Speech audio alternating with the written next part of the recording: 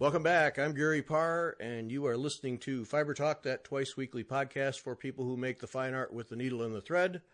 No Christine this week, but we have with us Mary Corbet. Hi, Mary.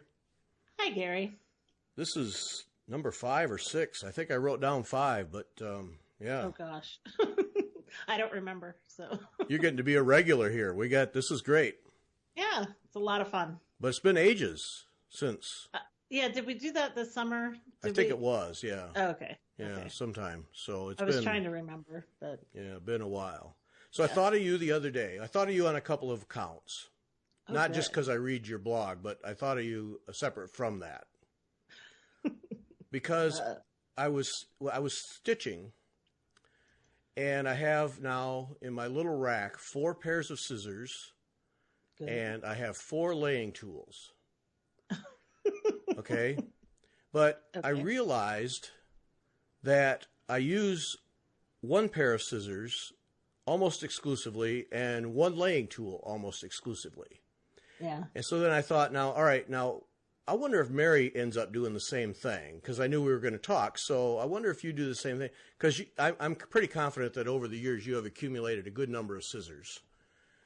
Yes, I have. And I have no doubt that you have a nice little stand of laying tools and probably several other little instruments.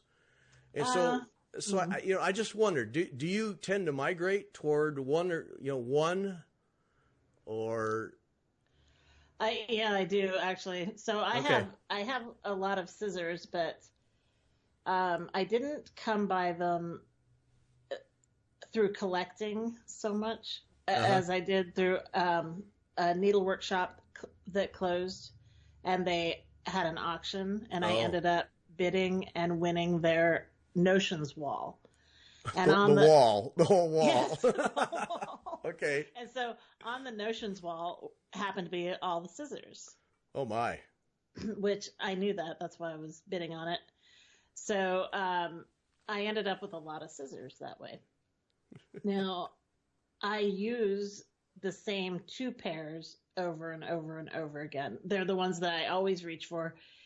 And even though I have other scissors, I have 2 that one is on my work table and one is next to a chair.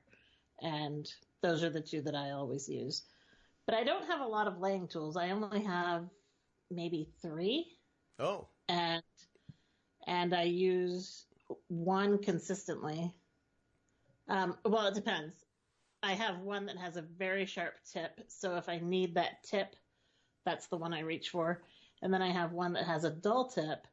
And if I'm working on something that a sharp tip would be problematic, I reach for the other one. So. Okay. All right. Because that's basically what I do. I have the best laying tool, that metal one. Same with me. Yeah. Yeah. And so that's my sharp tip. I need to get into a small spot, and but you've got to be careful with that sucker. It'll snag everything. Yeah. I use that mostly when I need to make holes. Oh, okay. Or I'm working on something that is not snaggable or is not prone to that, where things aren't too close. Yeah. But if I need to make a hole in something, like I'm working on gold work and I want to plunge some threads and I want the hole to be a little bit bigger, I'll use that to gouge the fabric. And then the other one is dull, and that's what I'll use that around, closer and more delicate stitching. Yeah. Silk and things like that I don't want to snag. Yeah, because I have this little wooden, it's like 3 inches long. I asked somebody to make it, or I asked the store to have one made. It's like, I think it's 3 inches long, just a little stubber of a thing. And I use that. That gets used probably more than anything, because basically my hand will engulf it. Yeah. So when I'm stitching, then it's just in my hand, but it's not in the way. Yeah, and it doesn't, when you take it towards your fabric, you're not taking this long thing that can get out of hand. Right. But I have another one that I've used it a couple times, and it's absolutely fantastic. It's a great little tool, but I can't talk about it and I can't write about it yet because the gal that I got it from wanted me to wait until her website was finished. Thanks, Mary. I know. Sorry about Thanks for bringing that up. But it's a fantastic little tool, and it is so beautifully made. It's not wood, it's steel, but it's really beautiful. And I just wish she'd get her website done. Then I'd tell you all about it. Thanks. Yeah. Okay. Yeah. Because, you know, Right. okay, Mary, who is it and where can I get it? Okay, thanks. Yeah. No, sorry. Got anything else you want to bring up we can't talk about? That's right. Nope. Well, I do, but we can't. Yeah, we can't talk about it. So. Yeah, great. That's just great. So it's been good talking to you, Mary. Have a nice day. Yeah, I'll talk to you later. Yep. Sorry. So yeah, I just wondered about that. That you get locked in on a favorite tool, and it's because I think that happens to anybody who does any kind of handwork. Any hobby, really. Yeah. I would think. Yeah. Yep. The standard old favorite. Yeah, because I'm sure carpenters, give me my hammer. It's the one I feel most comfortable with. Yeah. So well, so when it comes to scissors, though, I have these two pairs that I use all the time, and one of them is Dovo. They're Dovo scissors. Yep. And they are just fantastic little things, and I've never had a problem with them, and they're still sharp as anything. And then the other is the brushed steel Premax scissors with the ring lock. Mm-hmm. I don't know if you've seen those. I own one, and it's your fault. Yep. Oh, okay, good. Yeah. And those are great. Yep. So those are my two standard ones. Yeah, those are my two. Yep. Mm-hmm. Yeah, there are other nice scissors out there, and there are some gorgeous scissors out there too. Yeah. But I don't know if I had a pair of $400 or $500 scissors, I don't know if I could bring myself to use them. Yeah. So, Well, that's the part is like Dovo and those are expensive enough. Yeah, but they're functional. Yeah. That's right. Yeah. But to have half a grand in your hand. But the others are functional. Yeah. The French ones that they have on the French needle. You're right. She sells the rouleau scissors. Right. Yeah. That guy makes by himself. Yeah. Yeah, they're really beautiful. And in fact, I'll be giving away a pair. Oh, really? Yeah, that's part of so I have this giveaway series before Christmas every year, Stitcher's Christmas series. Right. And that'll be the last thing in the series is a pair of those scissors. that won't draw any interest, no. Oh, wow. They're beautiful. I love this particular pair. So it's that'll be fun. Yeah. You have it. You have to give it away. Ouch. No, I don't. No. See, that's the wonderful thing about the businesses that I work with. They're very good to mail directly from their business instead of shipping it to me, and then I ship it to someone else. So I was just talking to Lisa at the French Needle this morning, and that was, her question was, should I ship it to you and then you ship it to the winner? And I said, no, I think it would be much better if you just ship it because I don't want to even see them. Right. Because, it would be, that's the thing. You don't want to. Yeah, that'd be real tempting to leave that out of the list of prizes. Yes. Yeah. Oh yeah. By the way. I ran out of weeks. That's right. Yeah. Yeah, something like that in your hands. I agree with you. No, ship it directly. Thank you. I don't want to touch it. Yep. Yeah. But they really are. They're exquisite scissors. They're little works of art. Yeah. But when it comes to, my kind of stitching, it's usually, I'm not too delicate about stitching, about the way I go about stitching. So I just dig in, and my tools are functional and sturdy, and I try not to drop them on the floor and things like that, but I wouldn't sweat if I did, Right. Well, yeah, and that's just it. You get when you use a scissor like a Dovo or that what is the Italian one with the ring thing? What's that? Premax. Yeah, you get one of those and use them one time, and it's like, oh, gee, what am I? The others can just go on a shelf somewhere. Yeah. Because they really, I mean, even though you're just snipping one thread, it's just so nice. Yeah. Yeah. Yeah. But, there are, Sajou makes some very pretty scissors too. And they're functional. They work well and they won't break the bank if you like to collect scissors and you like, pretty scissors. So those are pretty nice for, collecting attractive scissors. Yeah. That are functional and that won't break the bank. Yeah. So, and I'm giving away a pair of those too. So that's Friday. It's a scissor Christmas. Yeah. Oh, that's right. I saw that one. Yeah, that you're giving those away. Yeah. Scissors and silk on Friday. So, yeah, that's fun. That Christmas thing you do is fun. Yeah. It's a lot of fun, and it's great to work with these businesses because they're all very, very happy to give back, to the needlework community, and each one of them is an excellent business. They've provided good service, Right. So it's good. Yep. Well, I know you connected through your blogs with Needle in a Haystack and Kathy out there, and oh yeah, isn't she a lot of fun? Oh boy, well, it was so much fun doing the show with her. But also doing business with her is fun. I mean, she just it's just very good. Yeah. Well, she knows the industry so well, Yeah. So she can answer questions and give directions and help you out when you're in a bind. She's really good about that. Yeah. No, it's a great business out there. Yep. Yeah. Yep. I've actually been there. Oh, have you? Well, it was before. It's not the shop that they're in now, but it's when they were in a slightly larger one in Alameda. But I was driving through California, and I was actually born in Alameda. Oh. So my mom and dad and I were on a road trip, and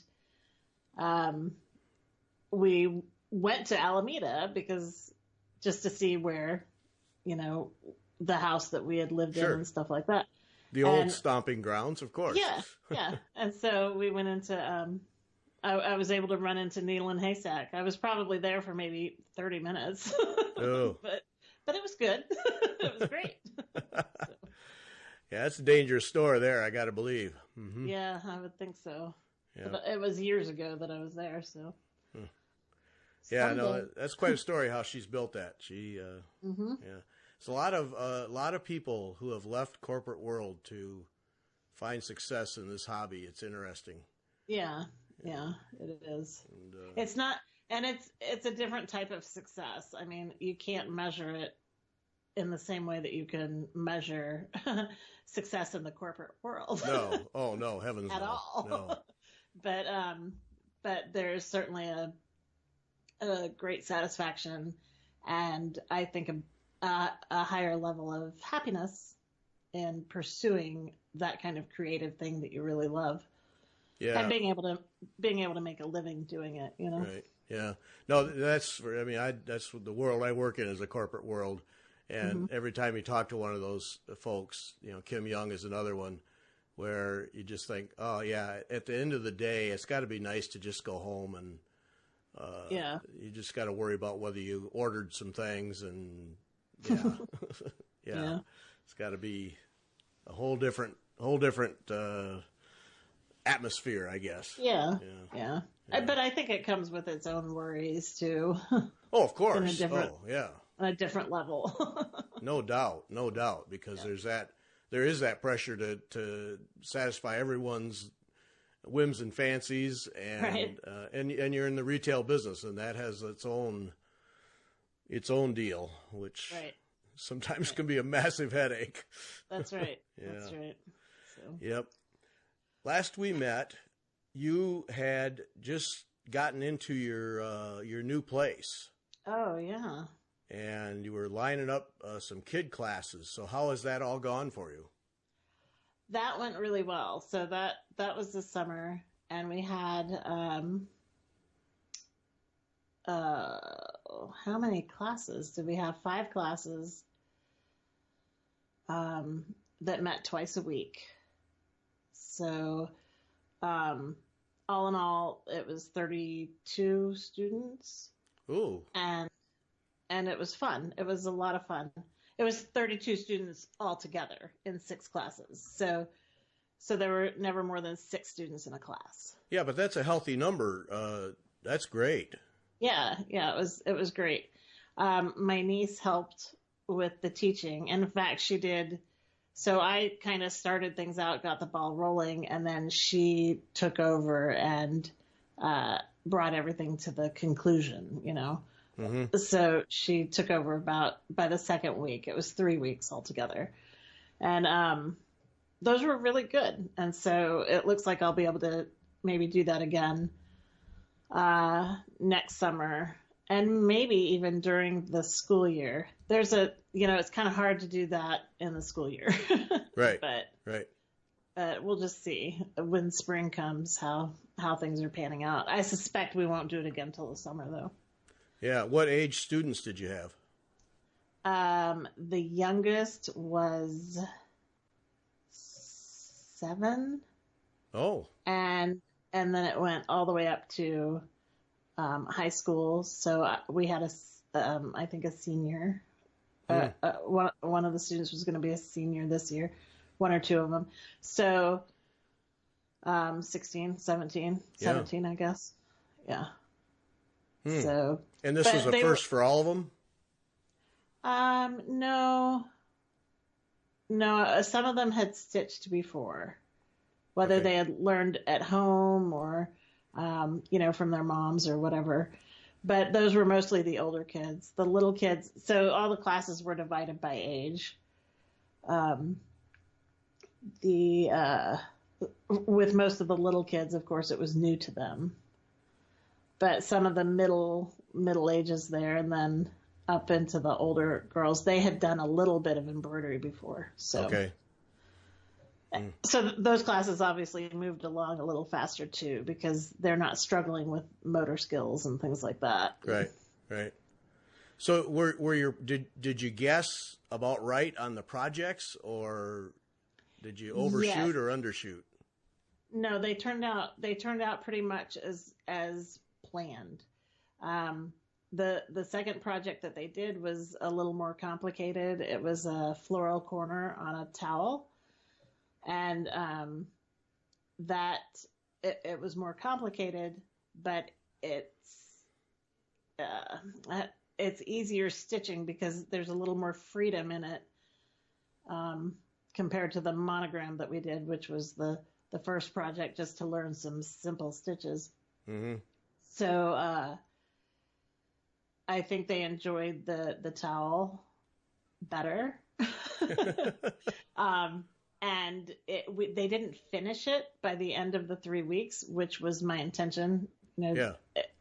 I wanted them to be able to take something home with them to continue to work on for the rest of summer vacation.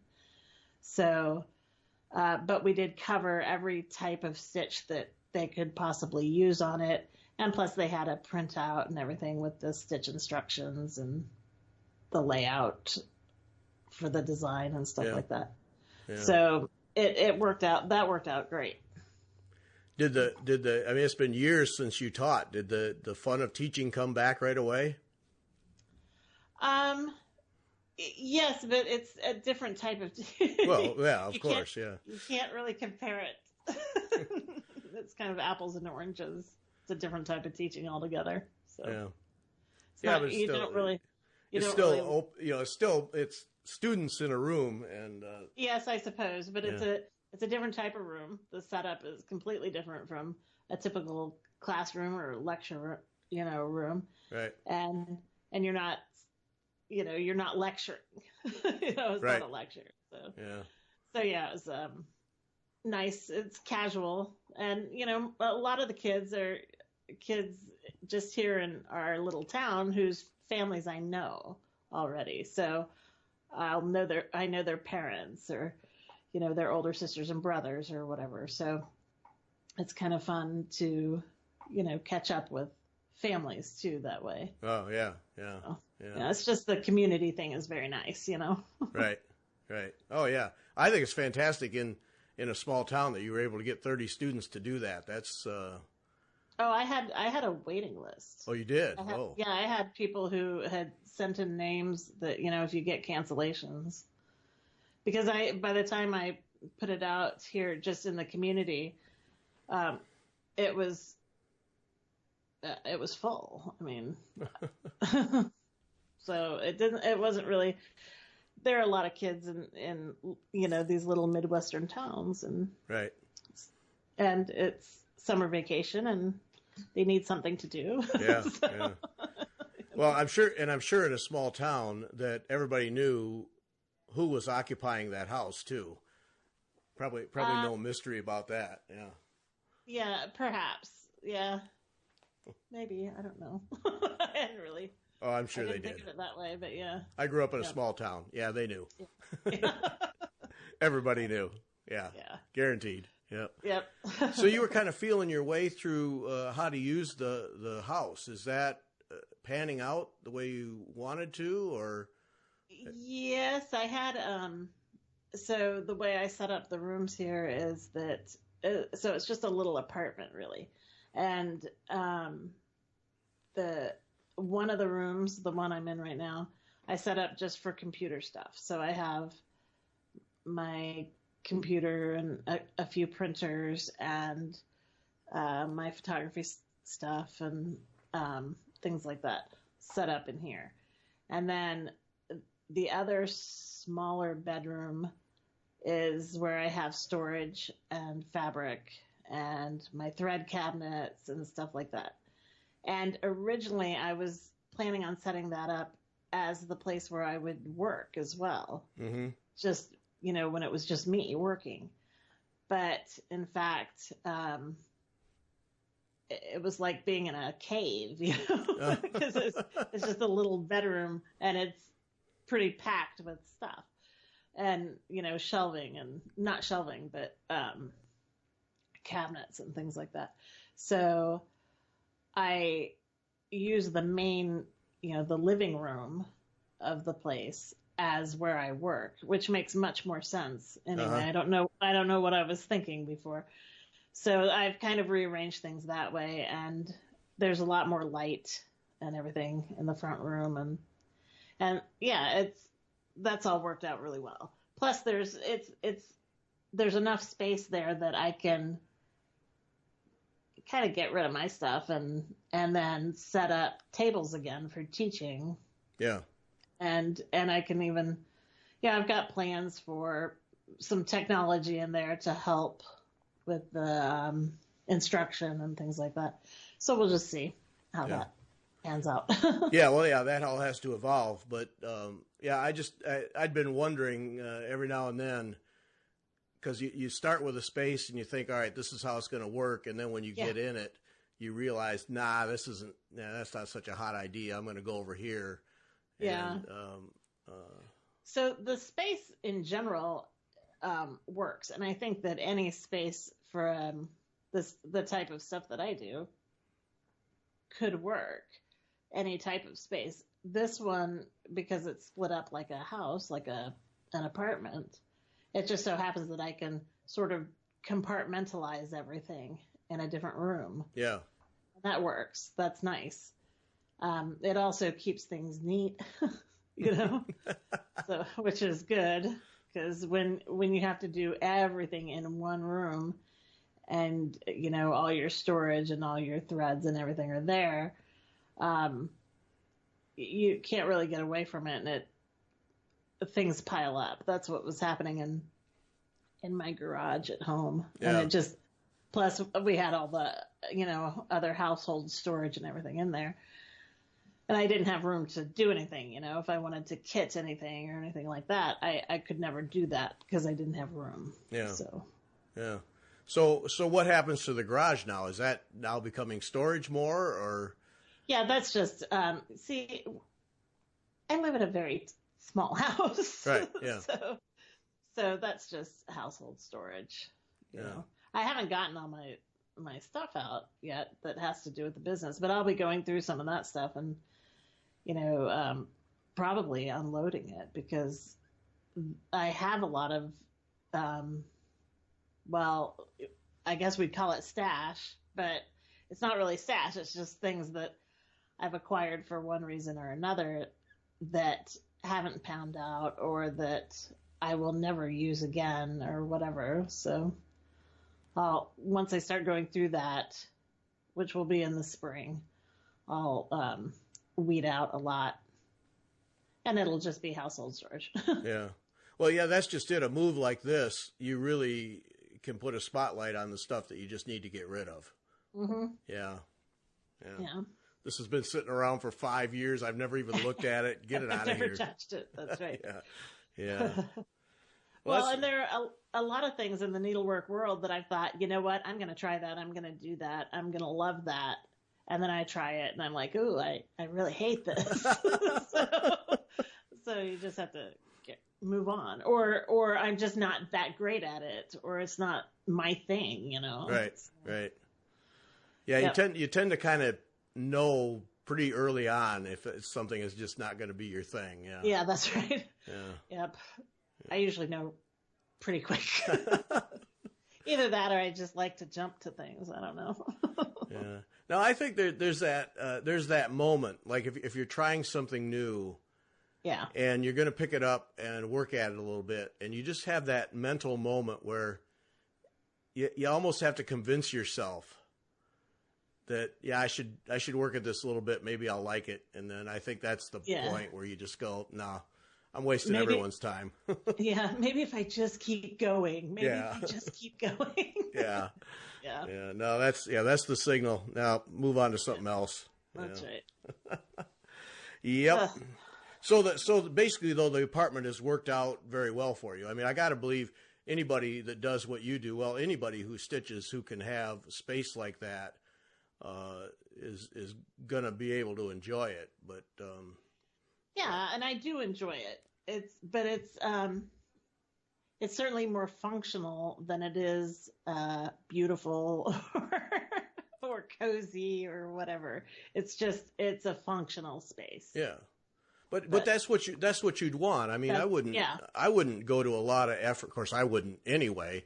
But to do interior decorating or anything, I wouldn't care. Right. It's just a functional place with good lighting and for teaching, I can see hanging a couple of monitors up and having an overhead, and there's all kinds of things you can do that would really enhance the teaching process.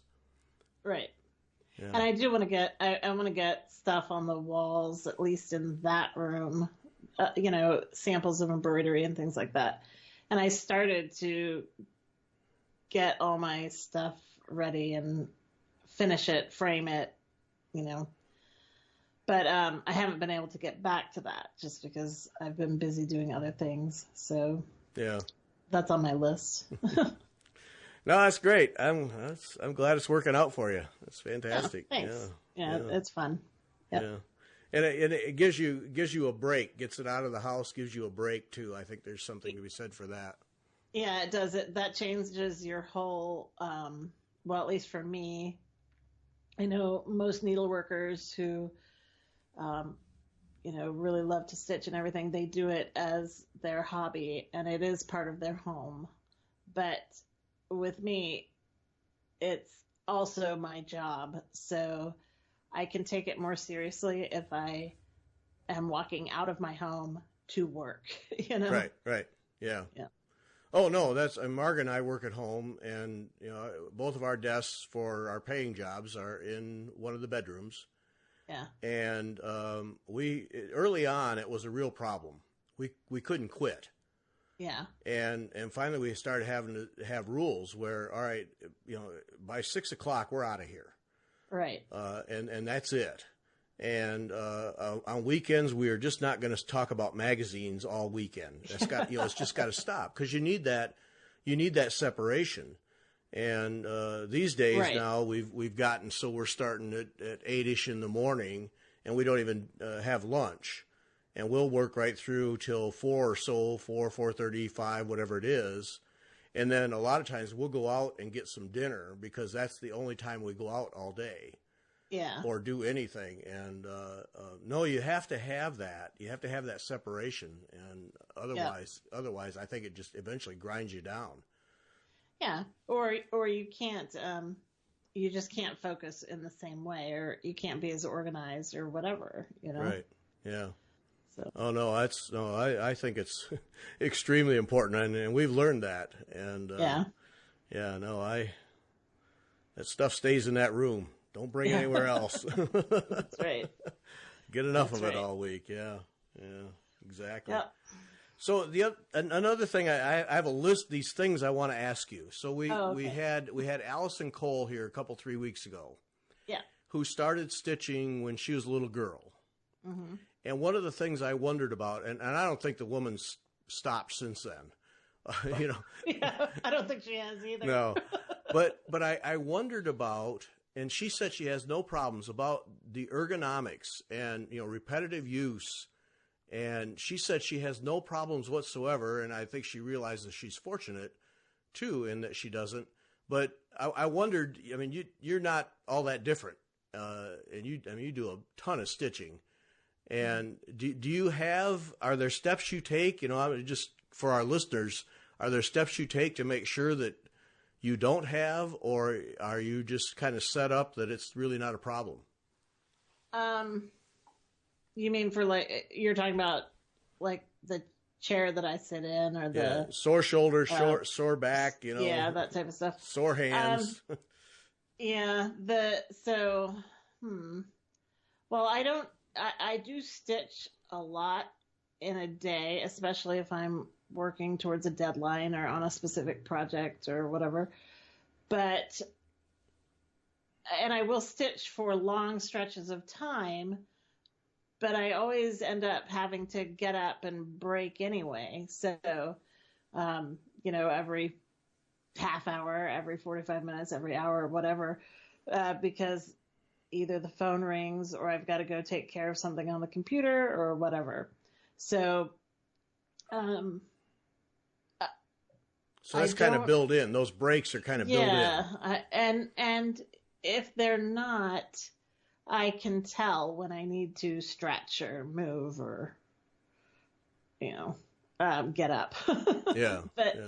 I don't have a special chair for stitching. I would love to, and I keep squirreling away, $5 here, $10 here to get, to get a comfortable chair to stitch in. I don't have one. The chair that I have, I bought on Craigslist. Oh. And it's a nice chair. It's a well-made chair. It's not a comfortable chair. It's just a little accent chair, Oh. It's upholstered, whatever, and it's soft when you sit in it, but that's about as far as it goes. And then after you've been in it for a minute, you're like, okay, this isn't the most comfortable chair. But so if I'm sitting, it depends on the type of work I'm doing. So if I'm working on something that's pretty intense, like gold work or these little tapestry smalls that I just finished, things like that. Those are the type of things that I sit at a table and work on. So I'm just sitting in a chair at a table. And then if I'm working something in hand or, in a hoop that's just casual embroidery, like what I blogged about today, it's a flower sack towel, then I'm sitting in that accent chair thing. So I don't really have any special chair. I'm surprised because now I have an office chair that I glommed onto when our office moved, and it was sitting there and nobody was claiming it. I said, I think I can use this. So I have one that adjusts all 65 different ways, and then I got one of those lumbar support things from an office store, so that I could sit up and have that support on the lumbar area. And so that allows me, and I have the arms at two different heights, one for the hand that's under and one for the hand that's over. And, and it's wonderful. I can sit there for the longest time and not feel any stress whatsoever. I figured you at least had that. So you sort of have it down to you have it down to a science. Well, yeah, but see that part of that is the job that I have where I manage people, and used to do it in an office, Mm-hmm. and did it before computers came into the world, and so I had, back in those days, you had office furniture that was not built for computers. Right, and for long-term sitting. Right, at all. And so you'd have a typing stand for your typewriter, but other than that, it was a desk. And I had an employee who got incredible, what is in the wrist, the carpal tunnel. Carpal tunnel, incredible problem with that. And so I had to, and the company wouldn't do anything about it. Yeah. And because of course she's got furniture, what do you need? But it was costing me because she was missing a lot of work, and she was not effective. And she was a very talented lady, and even at work she wasn't as effective because it hurt. Right. And so I took it upon myself to find out what are the things that you need to do to stop this. Right. And then I just went and bought the stuff and charged it to the company, and then asked for forgiveness rather than permission, That's right. But I made the case, look, you've got an employee here who probably in some environment could sue you for not providing what she needs to work, and it's now, damaged her. And so I learned the hard way. So ever since then, I've been really sensitive to having the right chair at the right height with, the weight on your forearms and all the things you're supposed to have. And so just for me, that's just something that I focus on. And I did not have that in my stitching area. And when that chair popped up, I mean, I didn't even flinch. I said, hey, if nobody wants this, I'm taking it. Take it. Yeah. And so now, I have this chair that, adjusts every way twice. And that's nice. No, the only problem that I ever have is like my mouse hand. Right. When I'm doing a lot of computer work, my mouse hand gets very cold in the winter.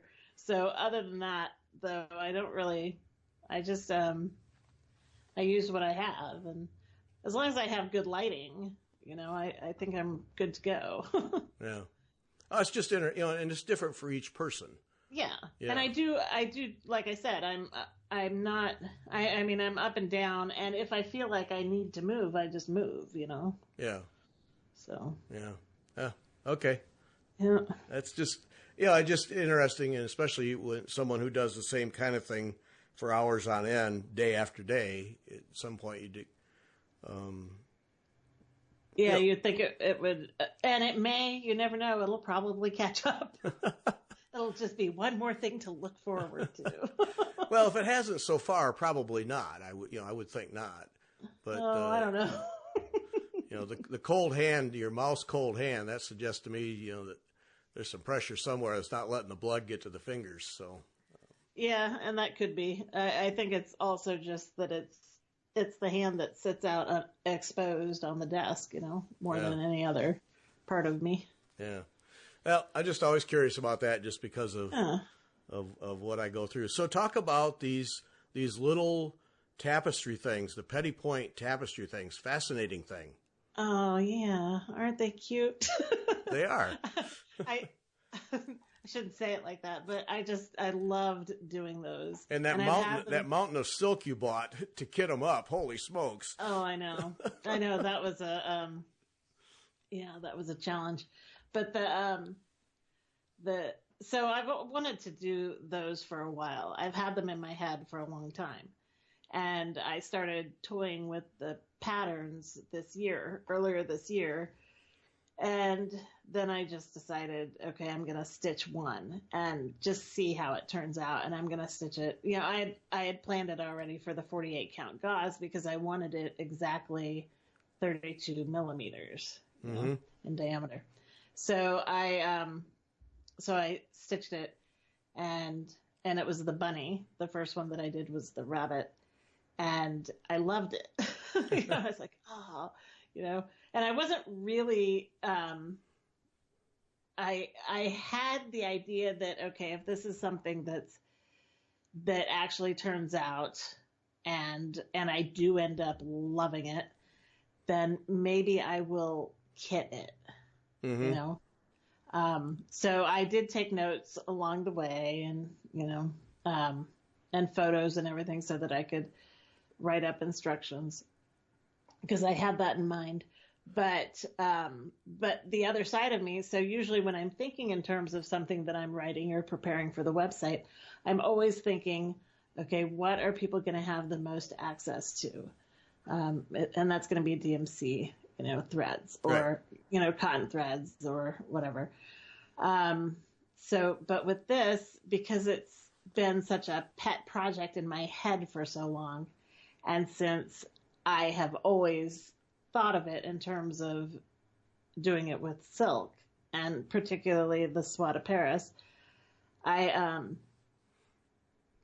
just couldn't give up the silk, It had to be. So, well, yeah, because that's the way I imagined. That was my vision for the project, and it just worked so well. And people told me, you're not going to be able to use that silk on 48 count silk gauze. And I thought, well, why not? There's no reason why you can't. It fits and it gives a nice full coverage. And because it's filament silk, it really withstands the abrasion of the silk gauze, because it's kind of abrasive. Yeah. And anyway, so I stitched the rabbit first. I was like, oh, yay, that worked out. and I loved it. And so I had to do the cat next, and then I had to do the dog. And then the squirrels were kind of not really an afterthought. I had planned on doing a squirrel, but I was fooling around just trying to chart the little things, and I ended up with 2 views, and I was like, well, I'll do 2 squirrels, why not? and they worked out, and they were just, for me, they were fun to stitch, and I love working on in that sort of tiny detail. Yeah. I guess a lot of people, I don't know if people like it or not. I really don't. But I love it. I love working in tiny detail like that. And I'm not really a counted cross stitch person or even a counted needlepoint, or even a painted needlepoint. When it comes to silk gauze, I just love it because it's so fine and tiny, and it's not that I don't like counter cross stitch or I don't like needlepoint. It's just it doesn't draw me the same way. But for some reason, silk gauze and the tininess of it just sucks me in. So I was really excited about those. Well, I was really surprised because, yeah, that's not your normal channel of stitching. And I was really surprised to see that and see that you did that kind of stitching. And I wondered if it wasn't the silk gauze that really. Yeah, and I do counted work, and I enjoy some counted work. I always like to have something that's counted needlework. So this isn't the only counted work I've done, but I really do like the miniature tiny stuff, and I just love the outcome and that you can look at it and go, my goodness, that is so small, but the detail is sharp and clear and pretty, Yeah, we next week we have Linda Stolz from Erica Michaels Designs, and we talked with her at some length about her silk gauze projects, and she made similar comments about the sharpness and the color intensity and how much she enjoyed stitching on that. Because silk gauze, as I said to her, seems intimidating. Just the word gauze seems intimidating. Like, oh man, if I'm not careful, I'll destroy my ground cloth before I even get started. Oh, gosh, no. And that's what she said too. Yeah, not at all. Yeah. It's like wicked strong. Yes. Super strong stuff, Yeah. It's not gauze like, people think of gauze as very wispy, soft, drapey stuff. It's, just needlepoint canvas taken down to a minute size, with silk strands, interlocking silk strands, So it's very strong and it's stiff, Oh, it is. Oh, see, I thought it would be quite flexible, but it's stiff, huh? Well, it's not as stiff as, I don't know, plastic canvas or something, but it's not drape. It has no drape to it. It's almost, I would almost want to say it's almost wiry, it's stiff. So even stiffer than needlepoint canvas. No, needlepoint canvas is going to seem sturdier and stiffer because it's a much heavier fiber. Mm-hmm. And it's, it's sized, it's got that sizing in it to make it stiff. But the silk gauze, it's stiff and wiry. If you ran your finger along a cut edge of silk gauze, it would feel like you were running your finger along some very fine wires. Oh. Almost, Oh. So it's not soft. And I think the intimidation factor comes into play with the high count. When you say 48 count, people are like, 48 count. and then they're like, is that over 2? No, it's over 1. Okay. Well, the thing about silk gauze, it's not like stitching on linen. So when you're doing counted work on linen and you say 48 count over 1 on linen, you're talking about, something that is visually very difficult. Right. But with silk gauze, because it is open like needlepoint canvas, the holes are discernible. They're almost more discernible than the than the actual grid itself. Oh. You see the holes. Mm-hmm. So and the thread doesn't collapse like linen, like over 1 on linen. No. It's an interlocking. Interlocking. Okay. So yeah, it's an interlocking canvas. So the structure is just a square, stiff grid. And it's, again, stiff is a relative term, I guess. It's not as stiff, again, as needlepoint canvas, but it's not a drapey fabric. Yeah.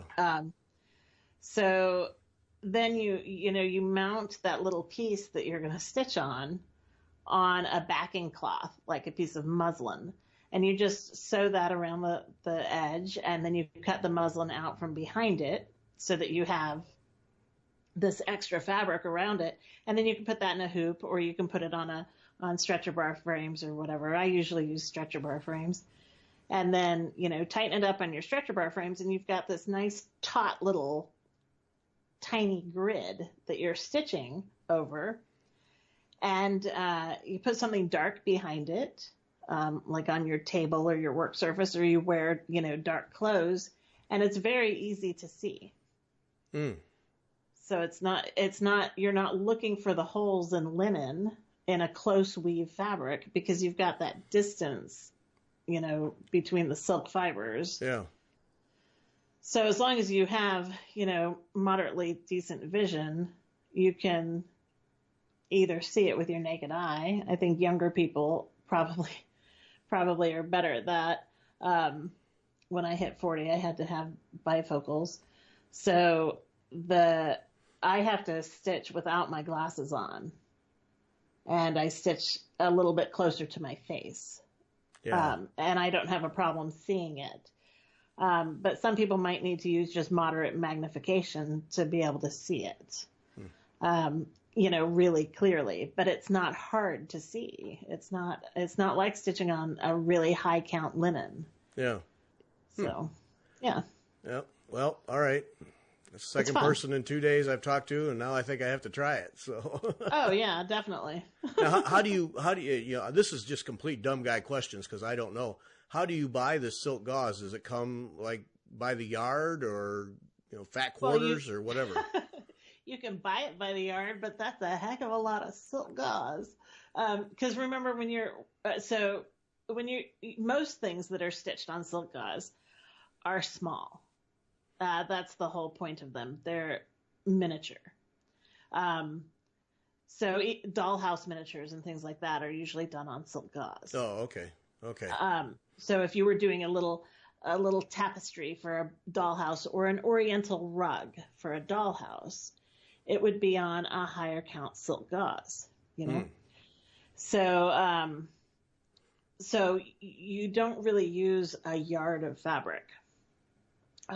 You would be hard pressed, I think, to use it up in a lifetime, unless you did it for a living. Right. So you're buying little 6x6 inch pieces, something like that. Basically, okay. Yeah. You could buy it by the quarter yard or an eighth of a yard, that type of thing.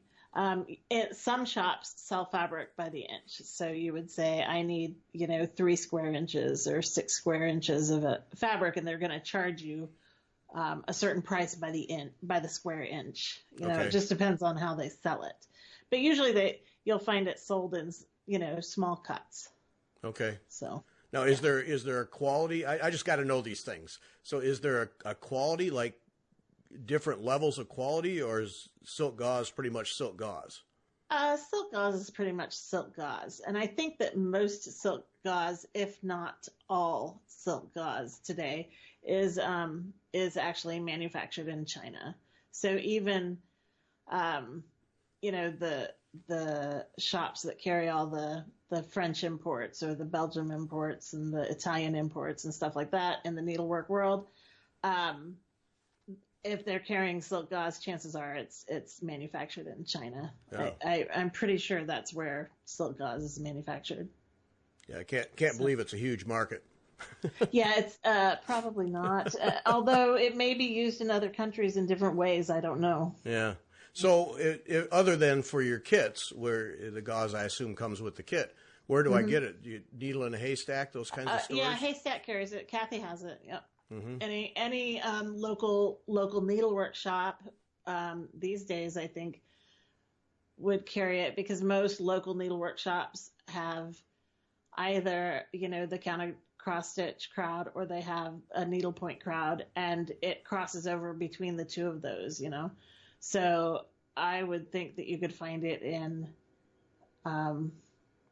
any local needlework shop. Hey Gary, we're gonna have a train here in a second. Oh, good. Good. Atmosphere, we call that. Yes, well, it's completely different level of atmosphere when it starts going by. Yep. Yeah.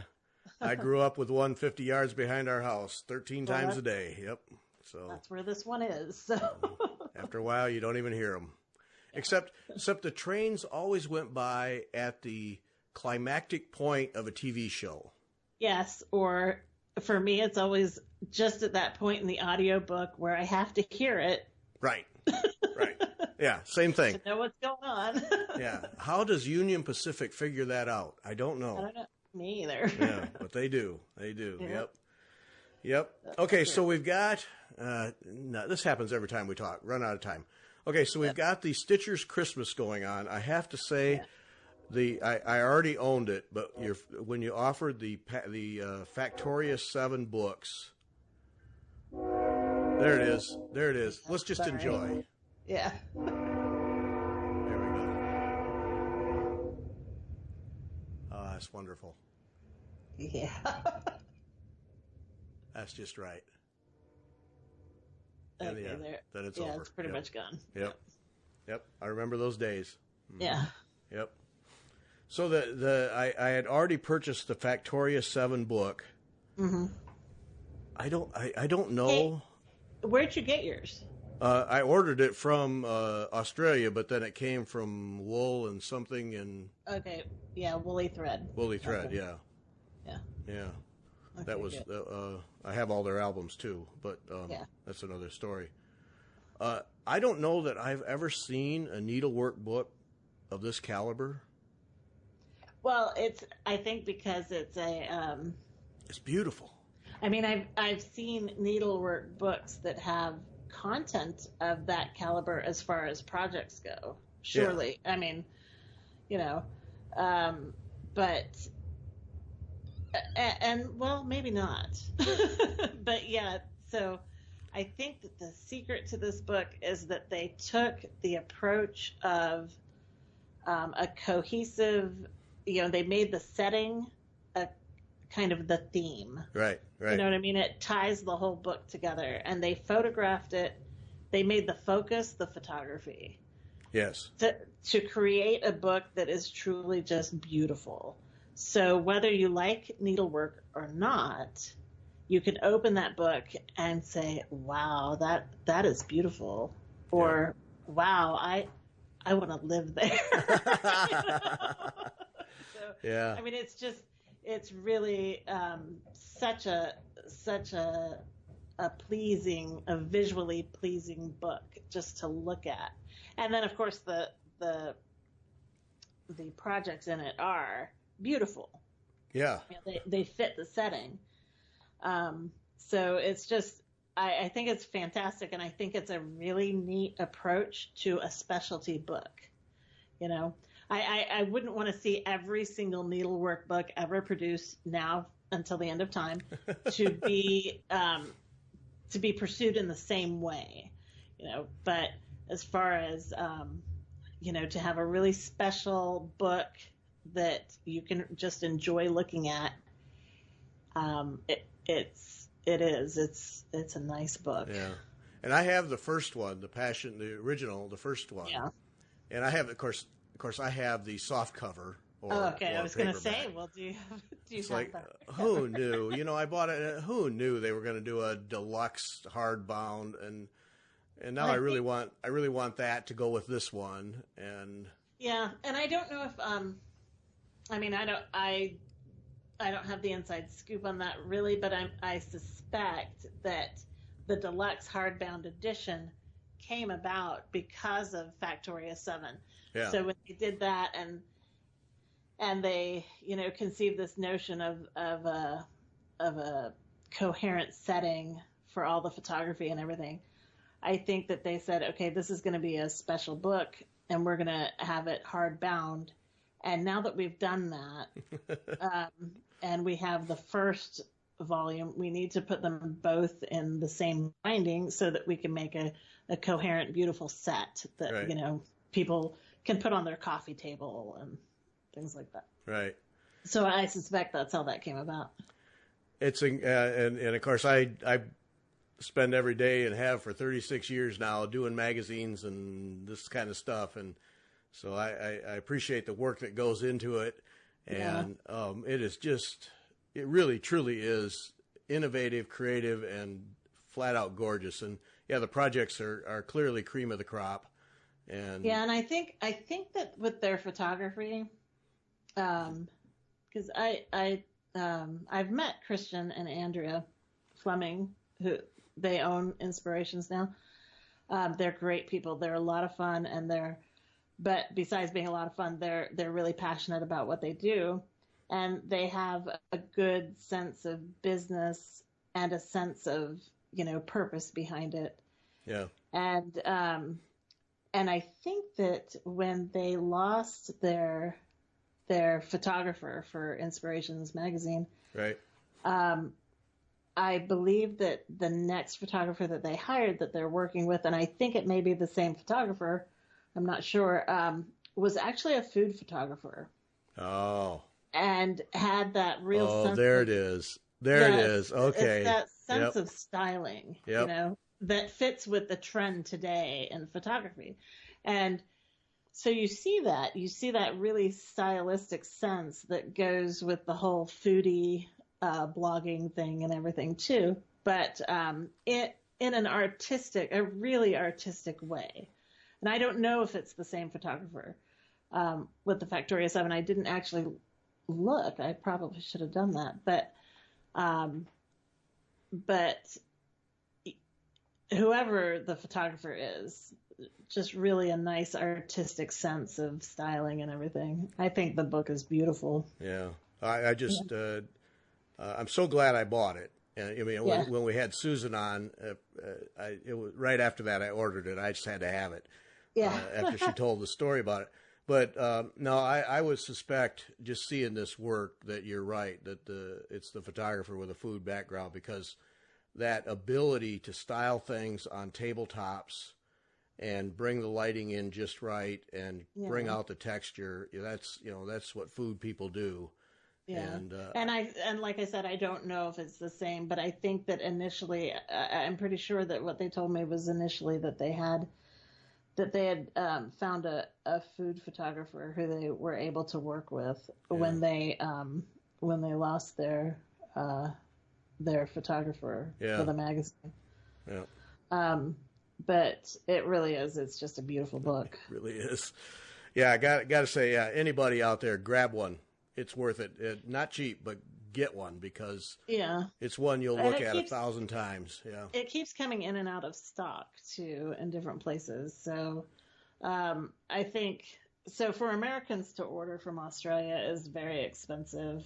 That although we do have in our favor the exchange rate. And one of my readers told me that she was able to ordered 2 of the books from Australia and ended up paying, I think, only $17 in shipping. So that's actually pretty good.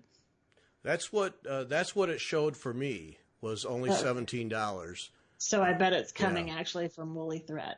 Yeah, that must be what the deal was, because that's what it showed. Because I was braced for the shipping to cost half again as the book, and it did not. Yeah. But then it came from Woolly Thread. Yeah, so. And I know that Jan up at Woolly Thread, she gets in all their books and the magazines and everything. So she sells. You can actually get a subscription for Inspirations through Woolly Thread. Oh.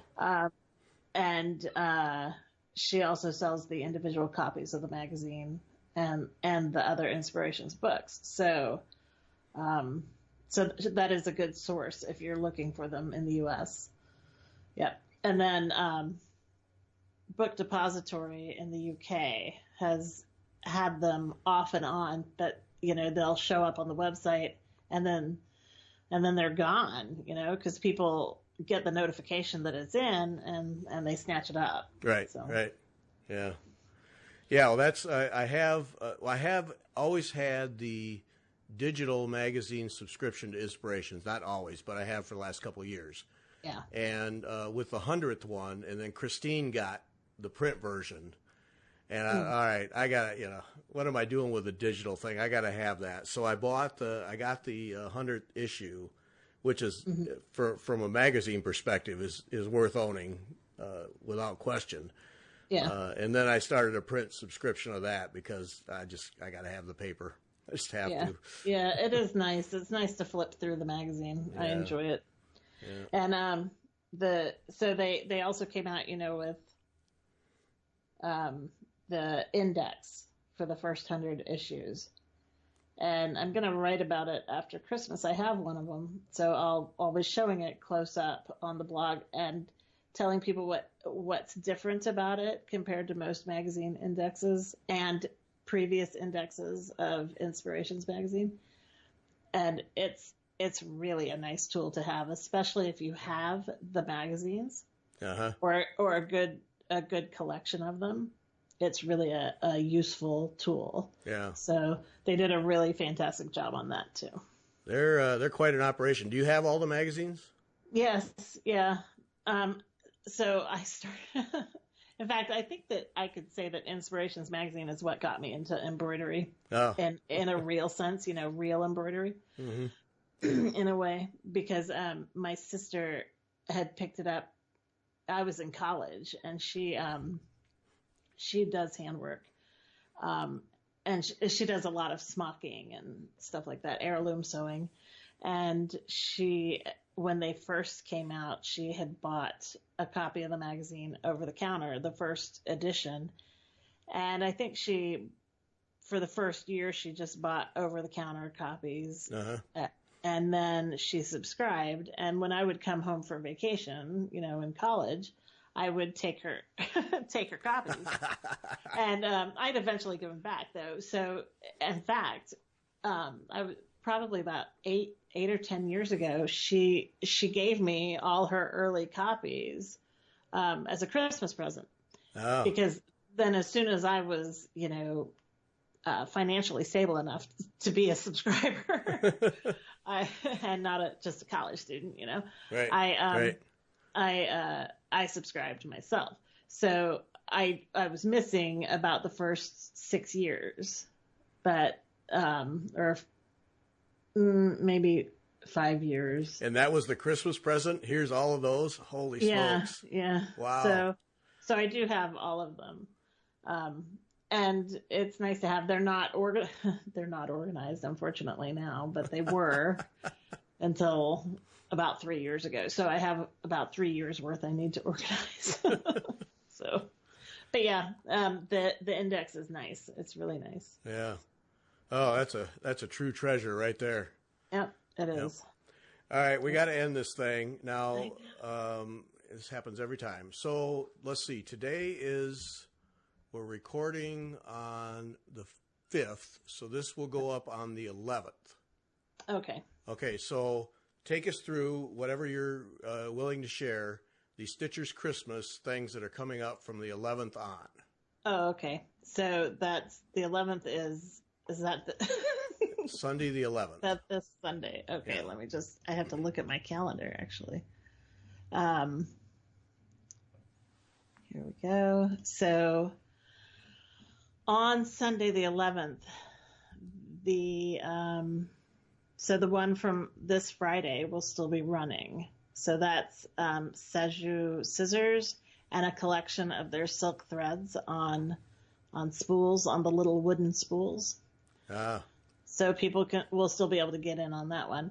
On the 10th, where am I? Oh no, this Sunday is the 9th. Oh, it's the 9th. Okay. Yeah. Okay. So on the 10th is, that's okay.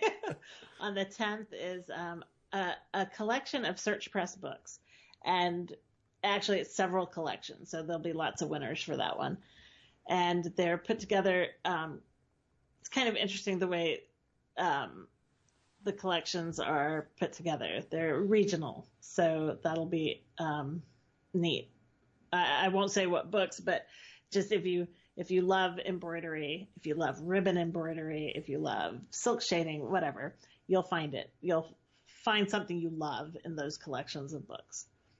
And then on the 12th, next Wednesday, I'm doing two sets of Elizabethan Renaissance dyeing wool. So it's the crewel wool from Renaissance Dyeing. Oh. And she's offered 2 of her Elizabethan sets. So it's all the Elizabethan colors, and they're dyed in the way they would have been dyed in the Elizabethan era. And they're beautiful threads. They're really nice to stitch with. So those will be up. And then the 17th is a vast collection of goodies, and for 2 winners from Needle in a Haystack. So tools, just all the little things that stitchers love to get. I mean, okay. Imagine if you got a Christmas stocking and it was just stitching stuff. Oh. That you would like to have. Oh, okay. That type of thing. I'm in. Yeah, that's right. And then on the 19th of December is a collection of the new threads from Access Commodities. So it's they're silk wrapped pearls, and they have the matching silk to couch the pearls with, and it's their new colors. So it's a set of those, and they're beautiful threads and quite a value. And then the last one is the 21st, and that will be the fantastic scissors from the French needle. So lots of nice things. That's great. Yeah. That's great. Okay, now I'll take it from here. Folks, if you are not subscribed to and following and getting Mary's blog, Needle and Thread, whether she's giving away these things or otherwise, get on it, because you're missing out. I'm just telling you, you're missing out. It should be your daily read however many times a week you do it now. It just should be part of your deal. So get subscribed, get in on these things, but even so, on down the road, you'll learn stuff. Yes. Yes. Do it. I would get more forceful than that, but then I'd have to use words I shouldn't use. So I'm just telling you, do it. Yep. We have fun. Come join us. Yes. And on top of that, get in the Facebook Needle and Thread group too. I mean, it's a whole package thing, because you really see some terrific stuff from all the participants there. It's one of my favorite places on the Facebook is to look at what everybody's stitching. So there you have it. Even if you aren't interested in embroidery, do it, because well, you do all kinds of things, and besides that, you just learn about color and design and everything else. So get on it, folks. That's the rule. There we have it. Yay. Mary, thank you so much. Thank you, Gary. It's a lot of fun. Thanks to everybody for listening, and Christine and I will be back on Wednesday.